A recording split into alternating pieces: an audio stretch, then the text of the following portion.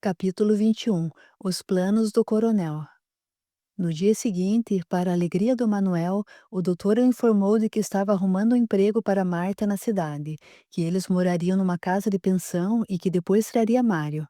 A ideia do médico era trazê-los para a cidade numa só viagem e depois dar as boas novas. As idas e vindas à fazenda poderiam ser perigosas, pois despertariam a atenção de todos. Como o doutor Afonso não escondia sua convicção religiosa, logo foi convidado por uma família da cidade para assistir a uma sessão espírita na casa de uma delas. O médico levou seu paciente predileto. Algumas pessoas se reuniram em torno de uma mesa e, para surpresa geral, um espírito começou a falar por intermédio de Manuel, que obviamente era um médium. Foi uma agradável surpresa. Boa noite, queridos irmãos, disse o espírito. Diante do silêncio que se fez, continuou: Não temais, seguidores dessa doutrina bendita, Deus está convosco. Divulgai as leis naturais a todos os homens, pois os espíritos superiores vos sustentarão em todos os momentos, porque é chegada a hora da semeadura. Falai a todos a reencarnação, da comunicação com os espíritos, dos mundos habitados, da elevação contínua dos espíritos, e ide e pregai. Não vos importeis com os incrédulos nem com os indiferentes. O trabalho na seara divina nunca é em vão, e a semente, mesmo que plantada no coração duro, um dia germinará e dará frutos. Assim ensinou Jesus. Confiai. Não vos importeis com os tropeços do caminho, pois as dificuldades serão sempre passageiras e estímulos para a luta. A fé move montanhas e vós, divulgando as revelações dos Espíritos, contidas nas obras de Allan Kardec, removereis do coração dos homens os vícios e as impurezas de todos os matizes. Mãos à obra. É preciso trabalhar. Não desperdiceis a grande oportunidade que Deus colocou em vossas mãos. Sois os escolhidos quando colocardes em práticas os ensinos do Evangelho. Sereis filhos diletos de Deus, quando agirdes com amor e caridade. Sede servidores fiéis, multiplicando os talentos recebidos. As reuniões mediúnicas como esta multiplicar-se-ão em todas as casas, e os Espíritos do Senhor ensinarão aos homens os princípios da verdadeira caridade. Não esmoreçais jamais, continuai. Nota: inspirado na mensagem de Erasto, no capítulo 20, item 4, Missão dos Espíritas, do Evangelho segundo o Espiritismo, de Allan Kardec. Encerrou dizendo tratar-se de um espírito amigo. A vibração sentida por todos naquele ambiente e as lágrimas de emoção atestaram a elevação espiritual do comunicante. Depois de alguns anos, aquele grupo familiar, unido a outras pessoas que se juntaram, daria origem ao primeiro centro espírita da cidade. A partir daquele momento, Manuel não deixou de comparecer às reuniões semanais naquela casa e sentiu uma felicidade inexplicável à medida que trabalhava com seus dons mediúnicos, que foram se ampliando com seus estudos e perseverança. Depois da psicofonia veio a psicografia, depois a vidência e alguns fenômenos de efeitos físicos.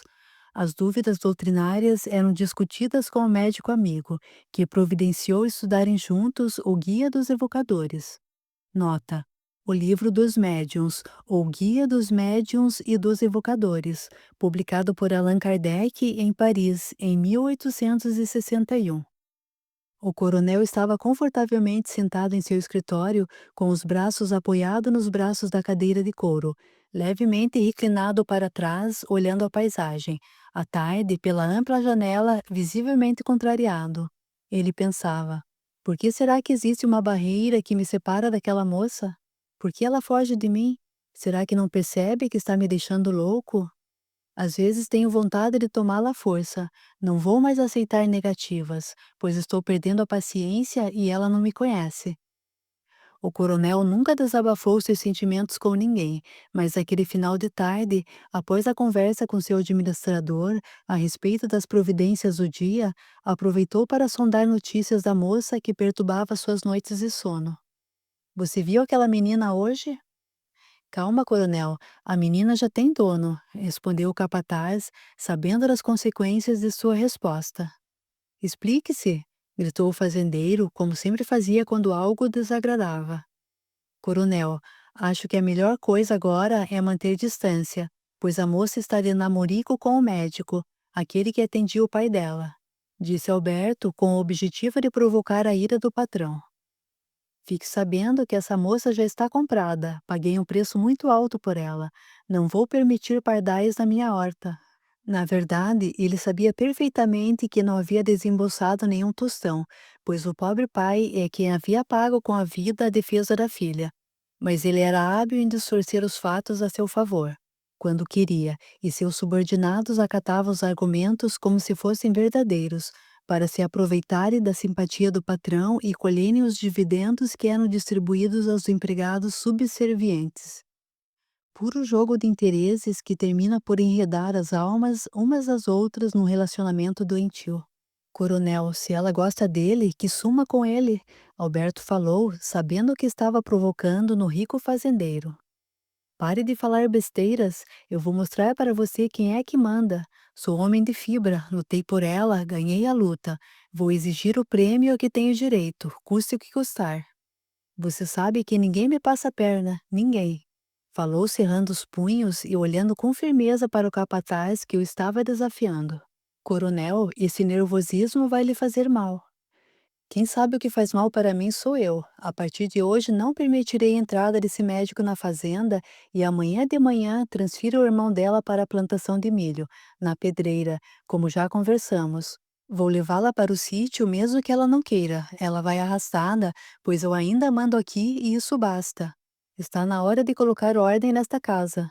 Bando de vagabundos. O plano do capataz estava dando certo. Em primeiro lugar, desequilibrar o homem, deixá-lo colérico e ver o resultado.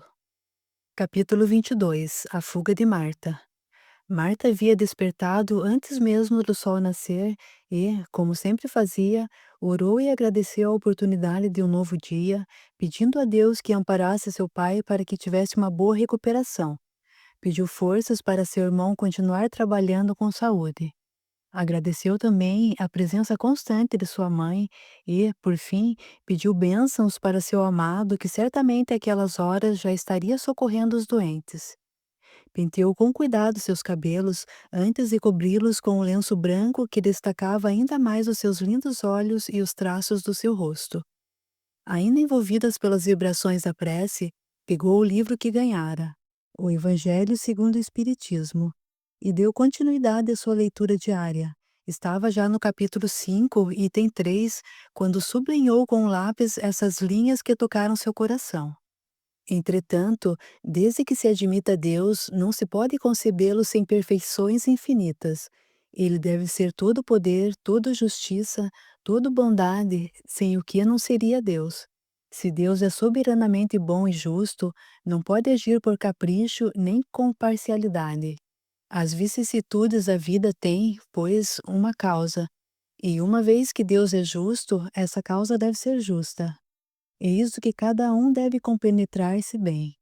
Deus colocou os homens sobre o caminho dessa causa pelos ensinamentos de Jesus e, hoje, julgando-os bastante maduros para compreendê-la, a revelou inteiramente pelo Espiritismo, quer dizer, pela voz dos Espíritos.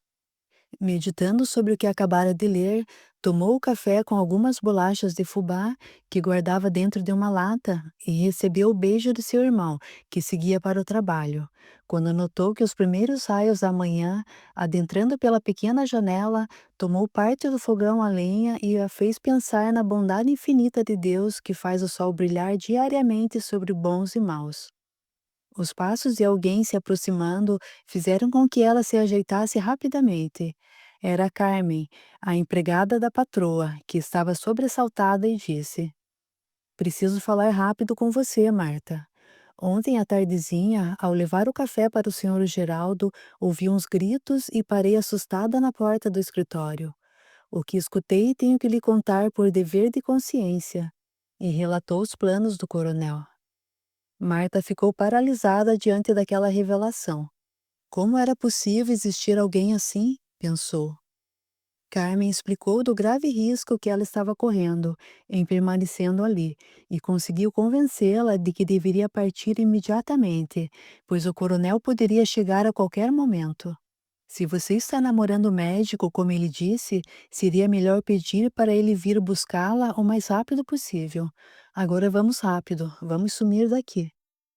Não quero que aconteça com você o que aconteceu comigo, pensou. Chamou um rapaz de sua confiança, escreveu alguma coisa no papel, deu-lhe uns tostões pedindo que levasse o bilhete ao doutor Afonso. Vamos, Marta, você precisa sair daqui o quanto antes. E o meu irmão? Perguntou aflita. Ele não corre tanto perigo, eu o manterei informado. Para onde iremos? Você vai para minha casa, que fica a caminho da cidade. Vamos, pegue suas coisas. Vamos rápido, vamos. Marta ainda estava aturdida, sem perceber se estava agindo certo, mas obedeceu. Colocou alguns pertences na carroça e saíram em disparada. Capítulo 23. Carmen, a nova amiga. Carmen chegou ainda criança à fazenda. Quando estava entrando na puberdade, recebeu o convite do coronel para ajudar Dona Marlene nas arrumações da casa grande. Não imaginava os propósitos daquele senhor. Depois ficou sabendo da construção da casa que lhe pertenceria. Seu pai a incentivou para que aceitasse, argumentando que era a grande chance de sua vida, pois eram muito pobres e não poderiam deixar escapar a oportunidade. Assim foi feito. Foi morar sozinha naquele lugar, a pedido do seu pai, e começou a receber as visitas do coronel, sempre muito gentil, a princípio, o qual acabou por seduzi-la com promessas que nunca cumpriu. Sentindo-se traída por aqueles a quem mais amava nesta vida, seus pais, afastou-se deles, apesar de morarem nas casas reservadas aos colonos, e não mais os visitava. Ficou revoltada, mas não teve como abandonar a fazenda. Precisava muito daquele emprego e vingava-se do coronel acobertando as traições de Dona Marlene com o capataz. Aliás, ela foi uma peça importante nessa aproximação. Como pessoa íntima da patroa, aproveitava para tirar vantagens. Cobrava caro a condição de confidente, amealhando um pequeno tesouro composto de joias e moedas que recebia pelos serviços prestados e também de objetos valiosos que ela surrupiava sempre que estivessem ao alcance de suas mãos. Eu ainda estou cobrando pouco em vista do que me fizeram, pensava. O coronel afastou-se quando a trocou por outra, mas não pôde tirá-la da casa por ordens expressas de sua esposa. Ele sabia quando podia contrariar Dona Marlene, e nesse caso, resolveu recuar em suas intenções para não piorar o relacionamento no lar.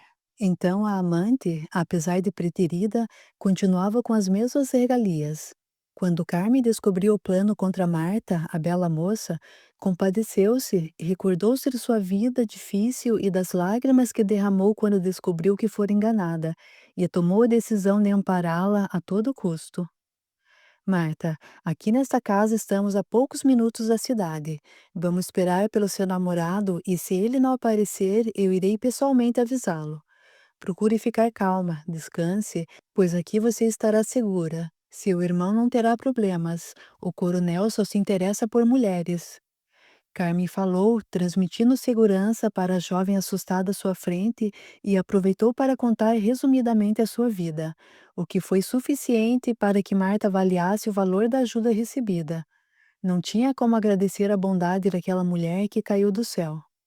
Normalmente, a revolta endurece o coração daquele que sofre. O tipo de vida que Carmen foi obrigada a levar fez com que ela amadurecesse rápido.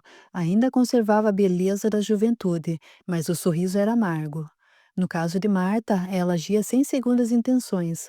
Apenas queria evitar que uma pessoa inocente fosse ultrajada como ela foi. Para evitar surpresas, Marta não ficou na casa. Ficou escondida com a carroça na mata que ficava nos fundos e que começava junto ao pé de jabuticabas, na mesma clareira que era utilizada por Alberto para esconder seu cavalo quando acontecia seus encontros com Dona Marlene. O coronel foi rapidamente informado de que sua pretendida fugiu com Carme em direção à cidade, certamente para os braços do médico. Como saíram de carroça, seriam facilmente alcançadas. Logo os prepostos do fazendeiro estavam interrogando a senhorita Carmen. Não sei. Ela disse que queria a carroça para ir à cidade, mas não tenho certeza se lá chegou, pois saiu faz pouco tempo. Carmen respondeu com a tranquilidade própria das alcoviteiras. Num átimo chegaram às portas da cidade, sem notícias da carroça e da fugitiva.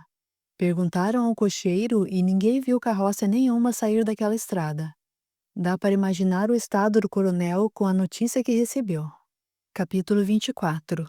O coronel descobre o namoro de sua filha. O coronel ainda estava espumando de raiva pelo desaparecimento misterioso de Marta, quando o capataz o procurou e informou com naturalidade. Senhor coronel, levei o Mário até o milharal, acho que ele vai se dar bem naquela roça, pois é um moço esforçado, trabalhador e tem muitas qualidades. Fiquei sabendo por algumas pessoas que ele gosta da dona Beatriz. O quê? Se ele se aproximar da minha filha é um homem morto, ameaçou o valente fazendeiro. E ela gosta dele. Alberto fez questão de pronunciar bem as palavras. Como pode um desgraçado se atrever a gostar da minha filha? O que ele está pensando? Parece que estão de namoricos por aí. Se Alberto estava pensando em matar o coronel do coração, estava conseguindo. Vá buscar minha filha, agora! Esbravejou com raiva e deu um violento soco na mesa com uma expressão diabólica. Beatriz entrou no escritório e assustou-se. Seu pai estava ardendo de ódio, vermelho, respiração ofegante, levantou-se com dificuldade e encarou-a nos olhos. Quem visse a cena pensaria que ele iria atacá-la como um leão abate um coelho. Ele gritou com todas as forças dos seus pulmões: Afaste-se daquele miserável! Pai, se o senhor está falando do Mário, não posso atendê-lo. Eu amo aquele rapaz. Beatriz disse isso, demonstrando ser uma mulher corajosa. Desgraçada, 1000 vezes desgraçada. Cadê a honra da nossa família? Você está jogando meu nome na lama? O que dirá a sociedade quando souber? Você é desgraçada desde quando nasceu. Eu queria um filho homem, macho, para administrar essa porcaria, e você apareceu para atormentar a minha vida e ainda deixou uma doença na sua mãe, que teve que tirar o bucho e não pôde mais ter filhos. Você é o demônio da minha vida. Mas nunca matei ninguém, disse de chofre, assustada com a própria resposta. O capataz, que estava sério, fez cara de espanto, mas por dentro estava rindo. O coronel sofreu um tranco, como se lhe tivessem dado um soco no peito. Parou, fez uma pequena pausa, olhou para sua filha e falou baixinho com a voz rouca. O que você disse? O que o senhor escutou, respondeu baixinho também, já arrependida do que fez, enquanto as lágrimas escorriam por sua face. Arrume suas coisas e suma para São Paulo. Desapareça. Não quero você nessa fazenda, sua víbora. Não era o que o administrador esperava, mas estava bom, por enquanto. Beatriz virou-se como se estivesse olhando o pai pela última vez e pensou: coitado do papai, tem tudo e não tem nada.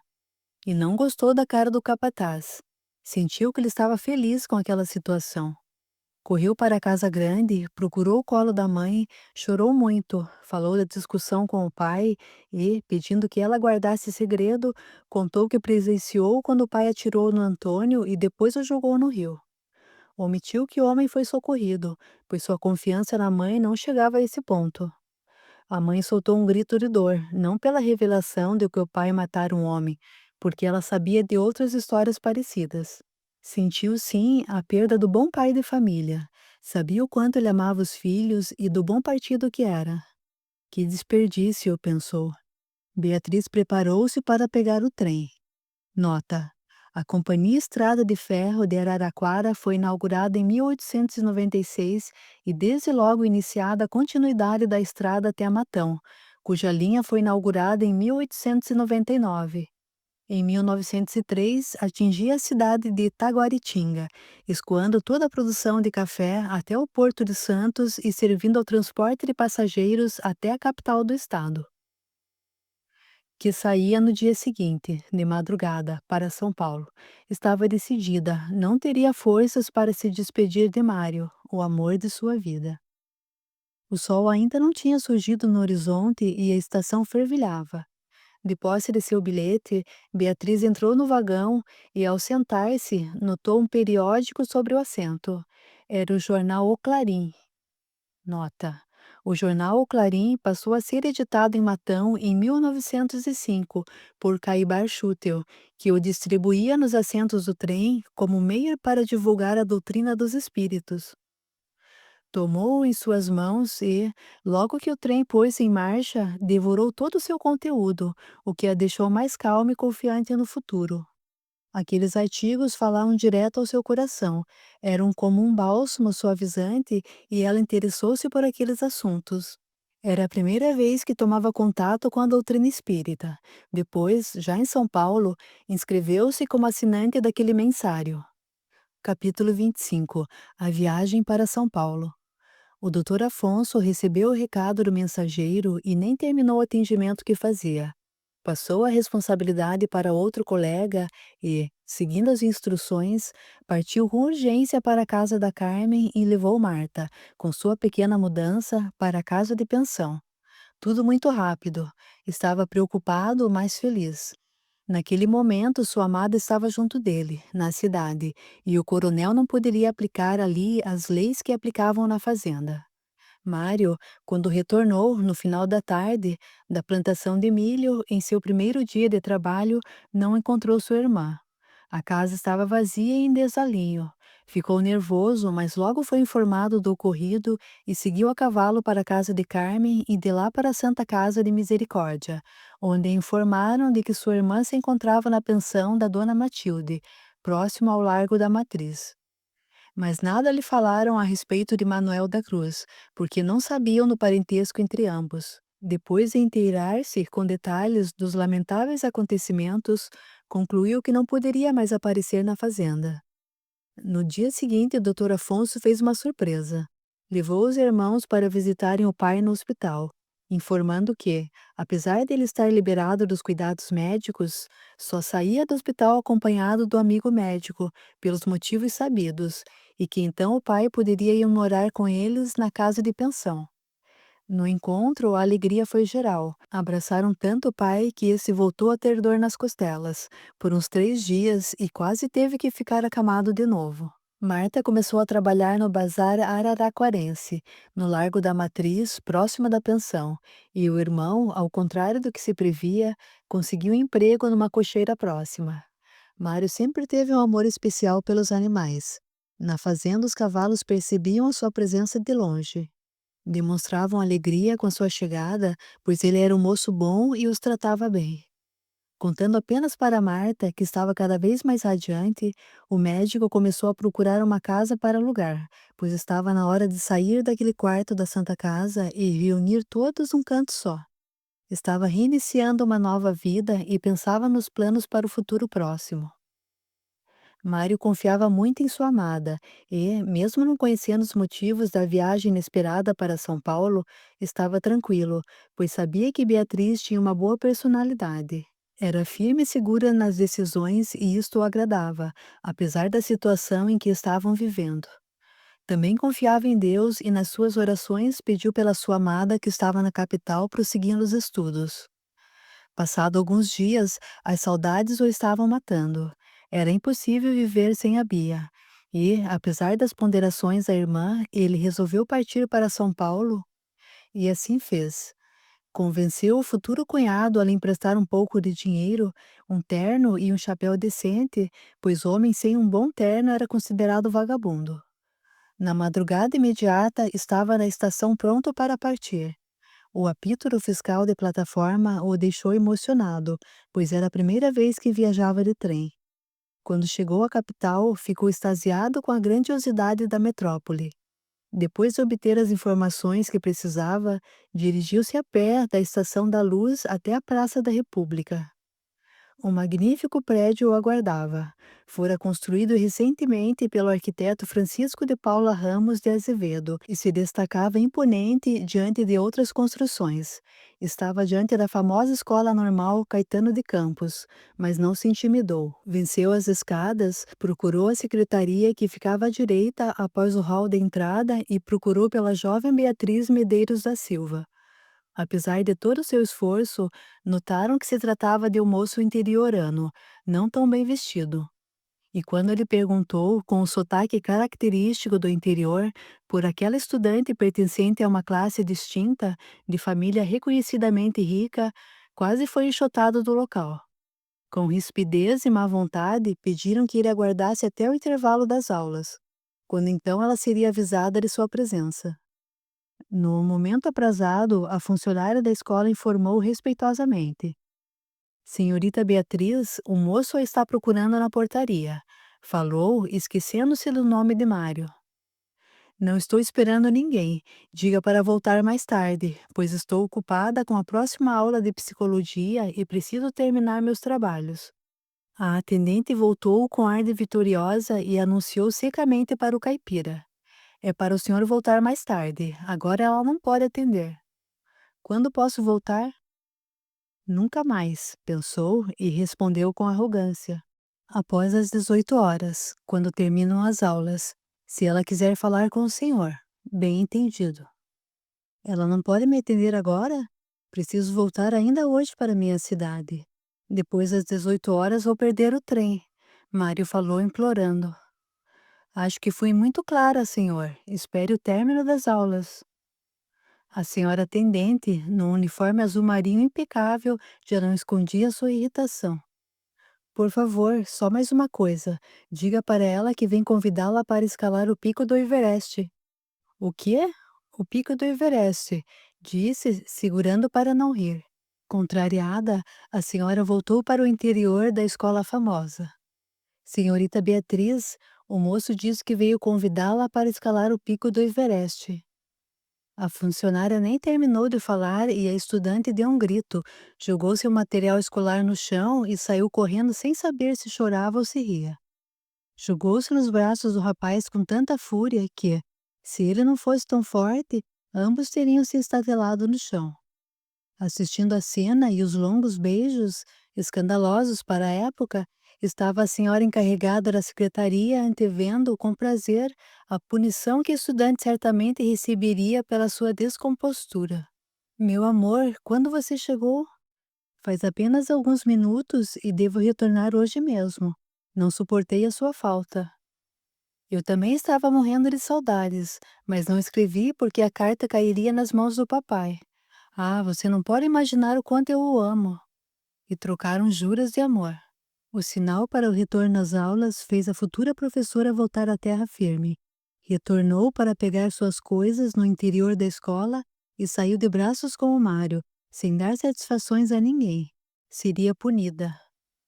Bia contou entre lágrimas tudo o que lhe aconteceu e disse que estava se preparando para voltar para Araraquara, mas que ficaria na cidade, não iria à fazenda, pois não estava aguentando aquela separação forçada. Seu coração iria parar de tanto sofrimento. Notou um papel que saía do bolso do paletó do amado e, como todas as mulheres, não resistiu.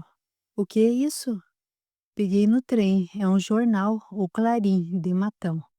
Durante a viagem já o li e li, decorei todas as palavras. Você não pode imaginar as informações que este periódico traz. Este artigo aqui me deixou muito confiante diante dos problemas que estamos vivendo. Fique com ele. Esse número já tenho, fiquei assinante, disse orgulhosa com um sorriso tão lindo que Mário não esqueceria jamais. Acertaram todas as novidades e concluíram que viverem separados seria impossível. Beatriz despediu-se de Mário na estação e, após a partida do trem, chorou muito por ter sido expulso de casa, pelos problemas de família e pela despedida do seu amor, o espírito que completava a sua vida. Ficou acenando para o trem mesmo após ele ter desaparecido no horizonte. Depois, quando já estava mais tranquila, lembrou-se de Caibar Schutel. Nota: Caibar de Souza Schutel nasceu no Rio de Janeiro em 22 de setembro de 1868 e desencarnou em Matão, São Paulo, no dia 30 de janeiro de 1938. Fundou a casa editora O Clarim, que edita o jornal de mesmo nome desde 1905, e a Revista Internacional de Espiritismo desde 1925. Com 17 anos, veio para o estado de São Paulo, exercendo sua profissão de farmacêutico em Araraquara. Também morou em Piracicaba e depois radicou-se em Matão. em 1896 por 42 anos. Foi um dos responsáveis pela elevação de Matão a município e seu primeiro prefeito, considerado bandeirante do espiritismo pelo muito que fez pela divulgação da doutrina dos espíritos. Aquele homem que fazia o jornal e o distribuía no trem. Será que ele sabe o bem que está fazendo? Um dia ainda irei conhecê-lo pessoalmente, pensou e agradeceu a Deus por ter mandado à terra um espírito elevado que, com seus sábios esclarecimentos, a estava ajudando a viver melhor. Que Deus o abençoe, seu Chútil, onde o senhor estiver. E sorriu, tristonha, já sentindo a falta dos beijos e abraços do filho do senhor Antônio. Capítulo 26. A ameaça do coronel. Quando relataram para o coronel que foi Carmen quem interferiu em seus projetos, ficou colérico e não titubeou. Dirigiu-se à sua casa para tirar satisfações pessoalmente e saber do paradeiro de Marta. Carmen, você é uma pessoa ingrata. Depois de tudo o que lhe fiz, você teve a coragem de interferir nos meus negócios? Eu tirei você da miséria e lhe dei uma vida decente. Falava e avançava em direção a ela. Pegou-a pelo pescoço e a suspendeu junto à parede. Apertava com tanta força que ela estava perdendo os sentidos, mas ele continuou com sua agressividade. Por que você tinha que tirar a Marta da fazenda? Onde você a escondeu? Por quê? O que você tem com isso? Você já não tem uma vida boa, uma ótima casa? Por que você tem que se intrometer na vida dos outros? Quando percebeu que ela já estava perdendo os sentidos, soltou-a e ela caiu. Deu-lhe um violento chute no estômago e continuou despejando sua raiva. Se essa moça não aparecer, volto aqui e acabo com você. Acabo com você. Apesar da imensa dor que tomava todo o seu corpo, Carmen deixava seus olhos revelar a satisfação que estava sentindo por ter livrado aquela jovem das mãos daquele animal. Logo ela sentiu um torpor e caiu num sono profundo. Quando despertou, a casa estava em profundo silêncio. Apoiando-se com dificuldade, levantou-se do chão frio, preparou um chá analgésico e deixou-se cair na cama. Quando sentiu o contato do travesseiro macio em seu rosto, fechou os olhos lentamente. Não impediu as lágrimas e foi invadida por um grande bem-estar. Puxou os lençóis até seu ventre e agradeceu a Deus por ainda estar viva, viva e feliz. Mentalmente começou a preparar seus planos para também fugir dali, pois conhecia bem aquele homem e sabia do que ele era capaz. O coronel retornou à casa grande e, possivelmente, pela primeira vez nessa existência, começou a raciocinar sobre a sua vida. Depois de recusar o jantar pela falta de apetite e pelas dores no corpo que sentia.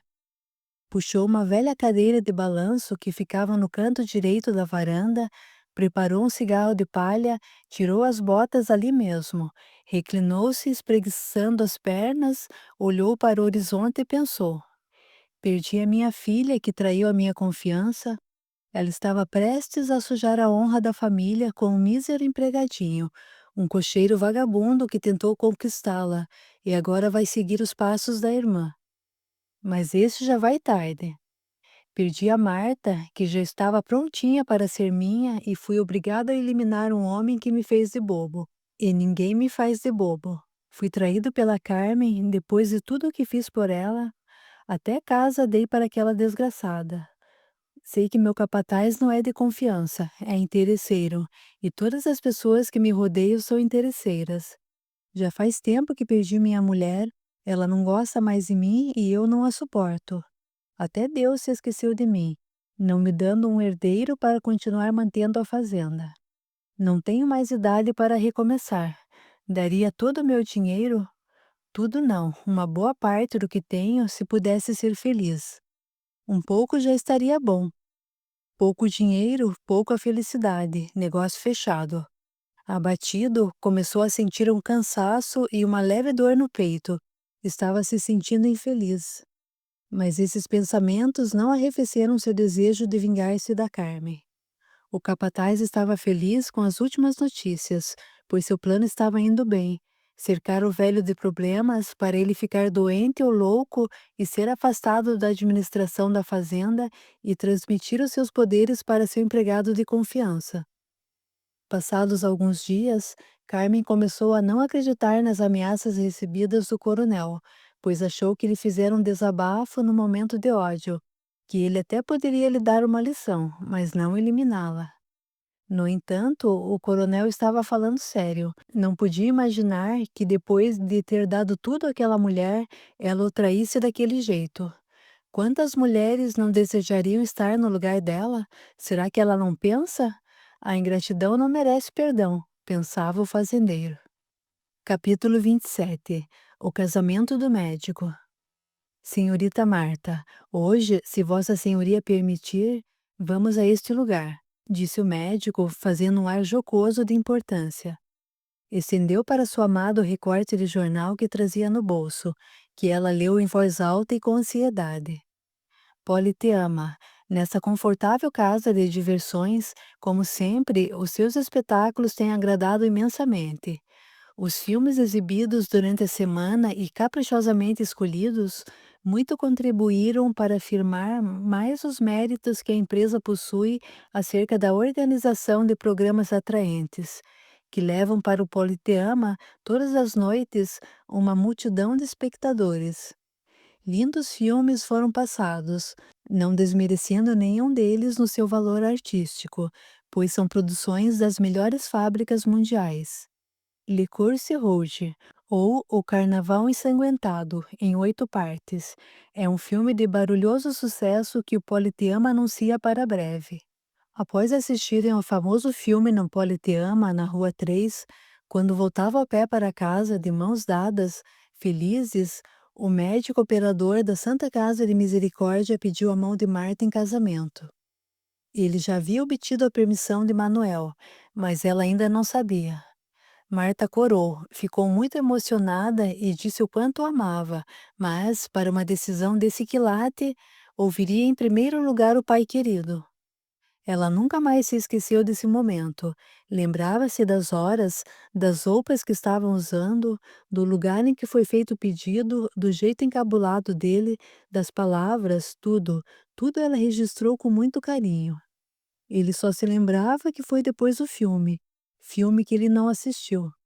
Disse que ficou olhando para ela e estudando as palavras que usaria para fazer o pedido. Disse também que, ao contrário de outras pessoas, falar com o pai dela foi bem mais fácil. Depois de pouco mais de um mês, a família já estava toda reunida numa casa alugada, com exceção do médico que preferiu continuar morando no hospital, aguardando apenas a realização do casamento para unir-se à família do coração.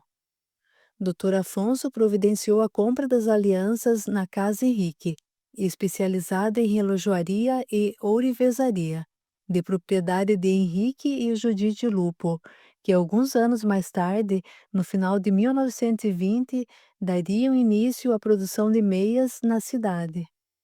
As famílias tinham o costume de colocar as cadeiras na calçada após o jantar e ficar conversando enquanto as crianças brincavam nas ruas. Sempre que o trabalho do Dr. Afonso permitia, ele e Marta passeavam pela cidade de mãos dadas e colhiam os cumprimentos e votos de felicidades que lhes eram dirigidos por todos os amigos e conhecidos. Finalmente, para a felicidade de todos, assim noticiou o jornal O Araraquarense. Realiza-se no dia 25 do corrente, nesta cidade, o enlace matrimonial do distinto Dr. Afonso com a gentilíssima senhorita Marta. Ao jovem médico Afonso, endereçamos os nossos cumprimentos e fazemos os mais ardentes votos para que o novel par trilhe eternamente a estrada florida da mais ridente lua de mel. Apesar de o Dr. Afonso ser muito querido na cidade e reconhecido como médico humanitário, evitou as homenagens ruidosas e as providências do casamento foram bem simples. Apenas seus familiares do Rio de Janeiro compareceram. Naquele mesmo dia, à noite, vamos encontrá-lo visitando os quartos dos doentes, com um sorriso nos lábios e o coração em festa. Marta continuava trabalhando no bazar e, apesar de todas as mudanças ocorridas em sua vida, regozijava-se de não ter falhado nem um dia na leitura do Evangelho segundo o Espiritismo, que fazia todas as manhãs. Era o alimento para seu dia, para a sua vida, dizia. Capítulo 28. A vingança do coronel. A vida na fazenda já tinha voltado ao normal. Os colonos estavam envolvidos com as tarefas de cada dia. A cotação do café no mercado internacional estava excelente e a ferrovia não descansava, enquanto as burras estavam transbordando. O coronel leu aquela notícia do casamento no jornal e seu ódio transbordou. Fechou os punhos e deu violento soco na mesa. Já estava na hora de cobrar o que Carmen lhe devia. Depois de dar as ordens rotineiras e observar o desenvolvimento do trabalho, o coronel achou que já era o momento de fazer cumprir a sua palavra de homem. Esperou a ausência de Dona Marlene e saiu às escondidas com destino à casa da senhorita Carmen. Chegou de mansinho para surpreendê-la e tomou cuidado de amarrar o cavalo longe, numa árvore qualquer, para que ela não percebesse a sua presença. Se ela fugisse, ele não teria condições de alcançá-la. Foi a pé até aquele lugar que ele conhecia muito bem, um belo recanto de prazer onde ela, ainda muito jovem, foi sua amante. Agora ela vai receber a paga por ter desrespeitado a autoridade de um homem, falou consigo mesmo. Entrou pé ante pé pela porta da frente. Ela deveria estar nos fundos, como era o seu costume, na cozinha, quando ele escutou um gemido que vinha do quarto. Será que ela está doente? Se estiver, tanto melhor. Uma bela surra vai ajudar a natureza a dar conta do resto, pensou. Depois era só pedir para alguém pegar o corpo e enterrar no mato ou jogar no rio. Ninguém iria reclamar a sua ausência. Os pais nunca quiseram. Ninguém sentiria a falta daquele traste. O ataque de surpresa é infalível, pensava. Torceu suavemente a maçaneta do quarto, sem fazer qualquer ruído, e abriu a porta de uma só vez. Levou um choque que poderia tê-lo fulminado. Ficou alguns segundos totalmente paralisado, sem fôlego e perdeu a razão. Levou a mão ao revólver que trazia na cintura e seu coração disparou. Sentiu uma pontada forte na cabeça, enquanto acionava o gatilho, disparando vários tiros em direção do capataz e de sua mulher que estavam nus sobre a cama. Eles nem tiveram tempo de gritar, tal a rapidez da cena. Carmen, que estava nos fundos, assustou-se com os tiros e correu para a mata. Depois de alguns instantes, como não viu a movimentação de ninguém, cautelosamente aproximou-se da casa e acabou por chegar até o quarto. Quando viu, surpresa, o coronel caído num canto, uma poça de sangue embaixo da cama e dois corpos tingidos de vermelho. Numa reação automática, pegou o cavalo do capataz que estava próximo e saiu em busca de socorro, em direção à cidade. Dr. Afonso ouviu com atenção o relato da senhorita Carmen, preparou com urgência uma equipe com 2 enfermeiros, pediu para comunicar ao delegado de polícia e dirigiu-se ao local indicado, não sem antes prescrever uma medicação tranquilizante para a moça. A cena era terrível, 3 corpos caídos. O médico operador constatou de imediato que o casal estava morto fazia algum tempo. Não havia nada a fazer. Foi interrompido pela chegada ruidosa do Dr. Adhemar, que parou perplexo diante daquele quadro, pois nunca tinha visto nada igual e teve que ser amparado por 2 de seus auxiliares que o colocaram numa cadeira. Geraldo, inconsciente, tinha o revólver ao lado, mas sem nenhum ferimento, estava sujo do sangue que escorreu por todo o quarto. Pelos exames preliminares, constatou-se que teve um choque nervoso e estava desfalecido, sendo transportado com urgência para o hospital. Os corpos do capataz e da fazendeira foram arrumados e enrolados em lençóis. Apesar de se encontrar muito abalado, o delegado não deixou de observar que a mulher infiel tinha um belo corpo e se recriminou pelos pensamentos que teve. Depois, já melhor, assumiu a incumbência de avisar a família do administrador da fazenda, procurando ocultar detalhes do ocorrido para não piorar a dor de ninguém. O senhor Manuel da Cruz prestava pequenos serviços no hospital como voluntário, pois o fato de poder servir, de ser útil, ajudava na sua melhora. Como médium que era, podia exercer sua mediunidade durante todas as horas do dia, aconselhando, orientando os aflitos, amparando os enfermos, renovando as esperanças. Lembrava-se do que havia aprendido em O Livro dos Espíritos, que ser caridoso é ser benevolente para com todos, indulgente para com as imperfeições alheias e perdoar as ofensas. Nota: Pergunta 886 de O Livro dos Espíritos de Allan Kardec. Que era isso que Jesus entendia como caridade. Assim ele procurava seguir o que aprendeu nas reuniões espíritas. Naquela tarde estava mergulhado em seus afazeres, pensando nos rumos que sua vida tomara, quando aquele homem, muito conhecido seu, deu entrada na Santa Casa, sendo ele requisitado para conduzir a maca. Não imaginava que um dia fosse encontrar o seu algoz naquele estado, desmaiado, sujo de sangue, num estado pavoroso, e o único recurso que encontrou para se estabilizar emocionalmente foi a prece. Ninguém poderia avaliar sua luta interior. Lembrava-se das conversas que tivera com aquele canalha. Todos aqueles momentos voltaram claros como num filme. O cinismo, o revólver apontado para sua cabeça. Seu desejo era um só: empurrar a maca escada abaixo para acabar de matá-lo. Mas uma força superior o controlava. Sabia perfeitamente que estava sendo amparado para manter-se forte. Alguém estava segurando as suas mãos para que não fizesse o que estava pretendendo. Travava uma luta difícil consigo mesmo. No início da noite foi informado pelo Dr. Afonso da extensão de toda a tragédia. O coronel estava com o lado direito do corpo paralisado.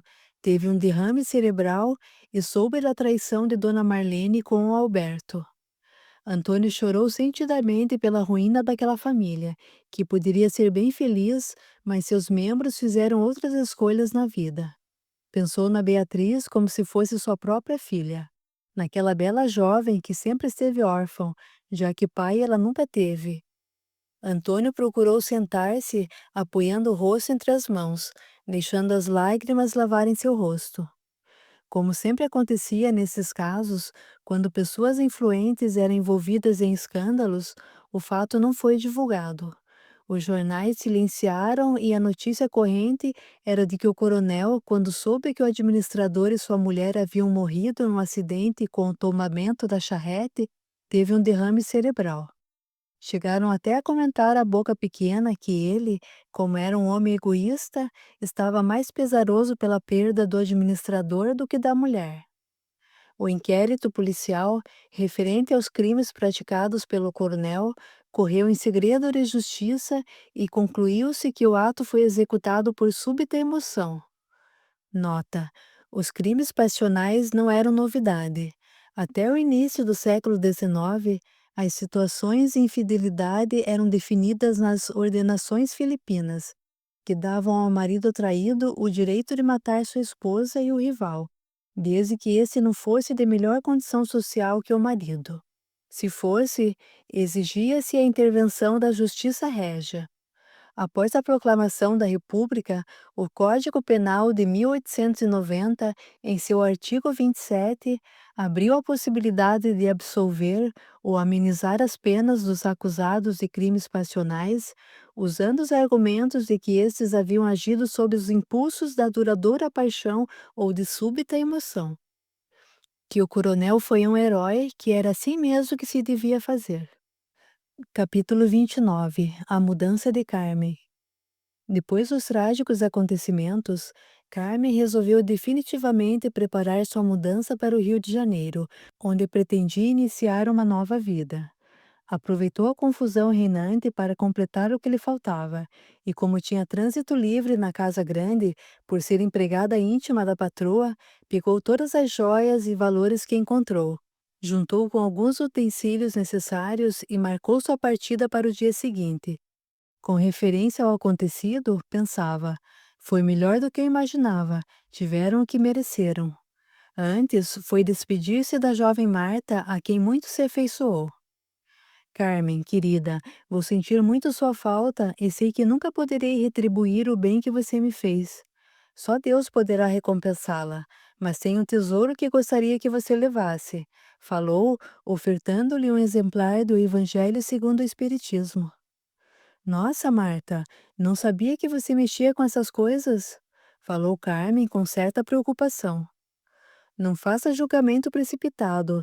Leia com atenção do começo ao fim, em sequência, página por página.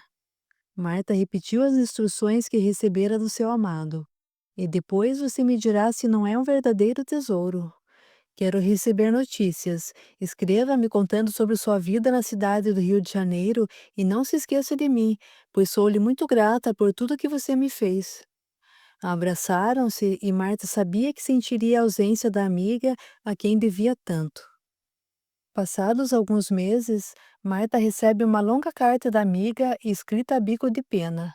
Nota: a carta de Marta foi transcrita da forma que ela escreveu, sem obedecer às normas ortográficas vigentes. Querida Marta, saudações. Espero que essas mal traçadas linhas vá encontrá-la gozando de muita saúde junto dos seus. Aqui está tudo bem, logo que cheguei arrumei emprego para trabalhar na casa do senhor Ulisses, homem solteiro que trabalha no escritório da Faculdade de Medicina aqui do Rio de Janeiro. Ele fala que foi aqui que o doutor Afonso foi diplomado. Logo começamos a namorar e estamos juntos, estou apaixonada. Ele é muito magro, mas é um homem muito bom e muito trabalhador. E para minha surpresa, ele é espírita. Frequenta o centro espírita aqui na Praia Vermelha. Fiquei espírita também e estou gostando muito, acompanho ele em todos os lugares. A minha vida mudou muito para melhor. Um dia tive vontade de dar embora todas as minhas joias e levei a caixa para o centro espírita. Uma médium disse que as joias não eram minhas. Levei um baita susto, mas ela explicou que nem o meu corpo é meu, é emprestado por Deus. E ela tem razão, ia me esquecendo de dizer que Ulisses é baiano e tem muito orgulho da Bahia.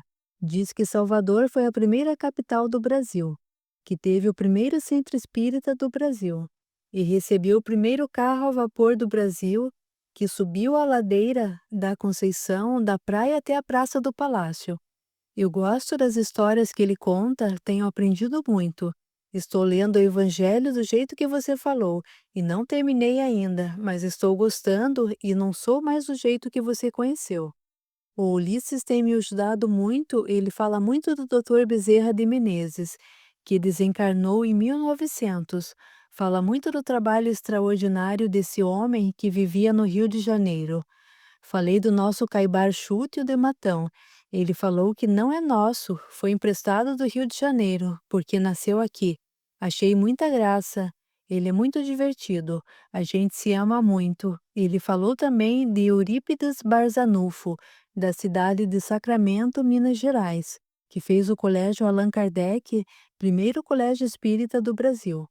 Ele sabe de muitas coisas e eu vou aprendendo. Eu engordei um pouco, mas ele falou que eu estou mais bonita, que eu estou gorda porque ele me trata bem. Qualquer dia vamos casar e ter filhos.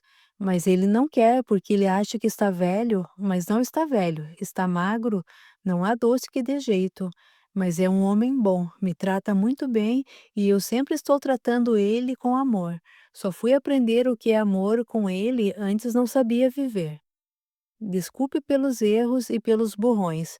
A pena até abriu de tanto que forcei. Beijos e abraços para todos. E beijos para você. Seja muito feliz juntos dos seus.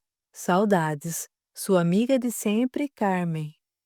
As notas que apareceram durante a carta. Vou ler agora. O primeiro governador-geral, Tomé de Souza, fundou em 1549 a cidade de Salvador, primeira capital do país.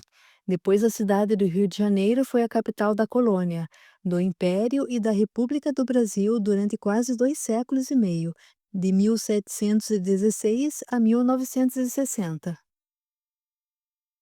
A primeira sociedade espírita do Brasil foi fundada na cidade de Salvador, Bahia, em 17 de setembro de 1865 e denominou-se Grupo Familiar do Espiritismo. A segunda sociedade espírita foi fundada no Rio de Janeiro em 2 de agosto de 1873, com o nome de Sociedade de Estudos Espiríticos, Grupo Confúcio, regendo-se pela divisa: sem caridade não há salvação, sem caridade não há verdadeiro espírita. Em 1871, a Bahia recebia um carro que se automovia. A cidade de Salvador era uma cidade importante, rica e chique, que era como se dizia na época. O senhor Francisco Antônio Pereira Rocha importou seu primeiro automóvel. Eis como era o monstro, uma máquina enorme, pesada e barulhenta. Parecia com os atuais rolos compressores e pavimentação, mas com uma quinta roda na frente, responsável pela sua direção. Era movida a vapor e estava ligada a um carro destinado a acomodar os passageiros. O carro rodou por Salvador, para espanto do povo que enchia as ruas para ver a novidade. Um dia alguém desafiou o Dr. Rocha, dizendo que aquele monstrengo só andava no plano. Queria ver se subia a ladeira. Então foi fechada uma aposta. Iria à Praça do Mercado, subiria a ladeira da Conceição da Praia e chegaria à Praça do Palácio. A notícia correu célere. No dia combinado, o Dr. Rocha montou no veículo. O bicho resfolegou e começou a andar. Encaminhou-se para a ladeira. Quando despontou na praça do palácio, o povo que estava nas janelas e enchia a rua prorrompeu em aplausos. O Dr. Rocha ganhou a aposta e muita popularidade. Fonte: Clube do Carro Antigo de Londrina. Marta ficou emocionada com as boas notícias, pois sua benfeitora merecia uma vida melhor. Apertou a carta junto ao peito e pediu a Deus que a amparasse sempre.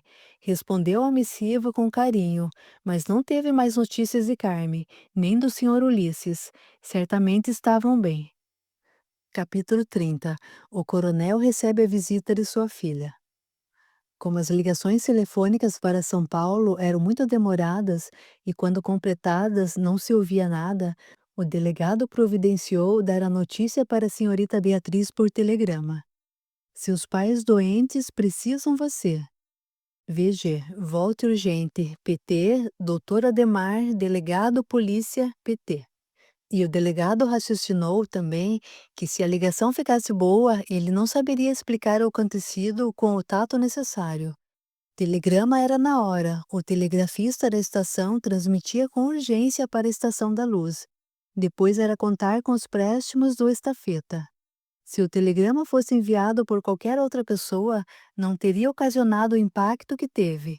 Beatriz desmaiou. Mário e Marta a aguardavam na estação de ferro da Araraquarense e a puseram a par de tudo. O delegado também se aproximou e a cumprimentou timidamente. Despediu-se de sua mãe, Dona Marlene, que foi sepultada no jazigo da família, no cemitério São Bento, no centro da cidade, e o senhor Alberto no cemitério dos Britos, afastado da cidade. Sepultar ali o capataz certamente foi uma retaliação. Nota: o cemitério dos Britos fica afastado da cidade, ao lado do bairro Águas do Paiol. Leva este nome por lembrar o triste episódio ocorrido em 6 de fevereiro de 1897 na Praça Matriz, em Araraquara, o linchamento dos Britos. Conta a história que o coronel Antônio Joaquim de Carvalho teve desentendimentos com Rosendo Brito, jovem sergipano de 23 anos, que fazia parte da redação de um jornal local, um dos primeiros jornalistas a se rebelar contra o tratamento dado à mulher naquela época. Fez sérios ataques ao coronel Carvalho. O coronel, no dia 30 de janeiro de 1897, incomodado com as insinuações feitas por Rosendo, enfrentou-o dentro de uma farmácia, localizada na Avenida Brasil, agrediu-o com uma bengala, abriu sua cabeça e o derrubou no chão. Em seguida, o coronel Carvalho procurou uma faca, mas Rosendo pegou seu revólver e atirou em legítima defesa, matando-o. Dias depois, Rosendo Brito e seu tio foram arrancados à cadeia pública e assassinados. Seus corpos foram enterrados no local improvisado para as vítimas da febre amarela, que ficava distante da cidade, como uma punição por ter afrontado o poder dos coronéis. Beatriz ficou muito abalada com os nefastos acontecimentos. Sabia que sua mãe era infeliz no casamento, mas nunca imaginou que ela pudesse trair o seu pai. Não a recriminou em nenhum momento e pediu a Deus que a perdoasse, pois, pelo que havia aprendido nos jornais que recebia de Matão, tinha plena convicção de que a morte não existe, é apenas a continuação da vida. e conjecturou que sua mãe logo retornaria pelas portas benditas da reencarnação para continuar seu aprendizado aqui na Terra. Amparada pelo namorado, foi visitar seu pai no hospital. Em alguns momentos, achou que não iria suportar a tristeza que trazia na alma. Observou que o Sr. Geraldo estava em sono profundo, provavelmente sob a ação de fortes medicamentos. A mão e o pé do lado direito pareciam querer se encolher para dentro do corpo. Os cabelos em desalinho, a barba por fazer, a boca torta, a respiração apressada. Não, aquele não parecia ser o seu pai, homem trabalhador e autoritário, dinâmico, corajoso, forte. Mas parecia uma criança dentro do útero materno. Como ele deve ter sofrido com a cena que presenciou, pensou. Sabia que ele tinha muitos defeitos, mas estava com pena daquele pobre homem e orou a Deus pedindo a sua cura. Enquanto levava seu pensamento, passava suas mãos delicadas nos cabelos do doente, como se estivesse limpando seu cérebro de todos os males. As lágrimas escorriam silenciosas e ela dizia para si mesma: Papai, como eu o amo! Ah, papai, eu me lembro de você trazendo algumas mangas do pomar. Até aquele dia eu não conhecia aquela fruta, e você ria ao me ver com o rosto e as mãos lambuzadas. Sabe, papai, e acariciava o rosto daquele homem que estava com a aparência de quase morto. O que faltou para nós foi acreditar em Deus. Em nossa casa não havia religiosidade. Mas você, papai querido, mesmo sem acreditar, é filho de Deus, e Ele quer o seu restabelecimento, quer a sua recuperação, porque Ele tem um amor por você infinito, maior do que todas as coisas na terra. Procurando conter as lágrimas, aproximou seu rosto do rosto do paciente, como se estivesse escutando a sua respiração, e sentiu na pele o toque da pele do pai, e o beijou com carinho. Coitadinho do meu papai, pensou. E ela não notou que uma lágrima escorreu dos olhos do coronel e escondeu-se no lençol. Será que ele teria lido seus pensamentos? Mário observou que sua amada deveria repousar imediatamente e, delicadamente, a tomou pelos braços e a afastou da cama, falando com doçura. Meu bem, vamos descansar. Você precisa de repouso, depois voltaremos. Beatriz aqueceu e deixou-se envolver pelo abraço do amado. Naquele dia teria sessão espírita na casa do Sr. Miranda. Manuel da Cruz, como médium responsável, não faltou. Compareceu pontualmente e cumprimentou com entusiasmo todos os participantes, pessoas que ele aprendeu a amar como verdadeiros irmãos, e a recíproca era verdadeira. Começados os trabalhos pela Faculdade da Psicografia, Manuel recebeu um espírito que escreveu por seu intermédio. Se você quiser vingar-se, pode. O grande preço dessa decisão será que aquilo que parece ser um direito seu só lhe trará o sentimento terrível da culpa. Quando estamos envolvidos pelo desejo de vingança, achamos que se não a executarmos, o agressor sairá ileso, sem colher os resultados do que fez. Triste engano. Pelas leis inexoráveis de Deus, ele colherá o que plantou, independente da nossa vontade. Alguns perdoam, mas aguardam que Deus faça justiça. Este é um perdão com gostinho de vingança. Aquele que foi ferido e consegue vencer os seus próprios impulsos estará livre para viver em paz. No entanto, aquele que foi perdoado ficará preso ao erro, pois transgrediu as leis de amor que regem o universo, uma vez que essas mesmas leis providenciarão para que a lição seja aprendida por aquele que feriu, porque a lei de Deus não é punitiva, mas sim educativa, diferente das leis dos homens que punem, mas não educam. O que sofreu a agressão e não a revida mostra claramente que está numa situação superior à do seu algoz. Perdoar é ser inteligente, ao passo que a vingança confirma a nossa fraqueza espiritual. No futuro, pela lei natural da reencarnação, poderemos vir a ser chamados para amparar aquele que nos maltratou. Se isso acontecer, será sinal de que aprendemos a lição universal do amor, um espírito protetor. Manuel da Cruz não entendeu nada. O Sr. Miranda, visivelmente emocionado com o teor da mensagem recebida, aproveitou para dizer aos presentes: Meus irmãos, um dia publicaremos as mensagens que temos recebido. Nosso dever é divulgar a doutrina com todos os meios à nossa disposição. Pelo conteúdo das comunicações, observamos que são de autoria de espíritos bons. Jesus disse: Não se deve colocar a candeia sob o alqueire, mas sobre o candeeiro, a fim de que todos aqueles que entrem possam vê-la. Essa é a razão para distribuirmos essas orientações. Manuel interrompeu com educação. Senhor Miranda, o senhor pode me explicar o que o espírito escreveu?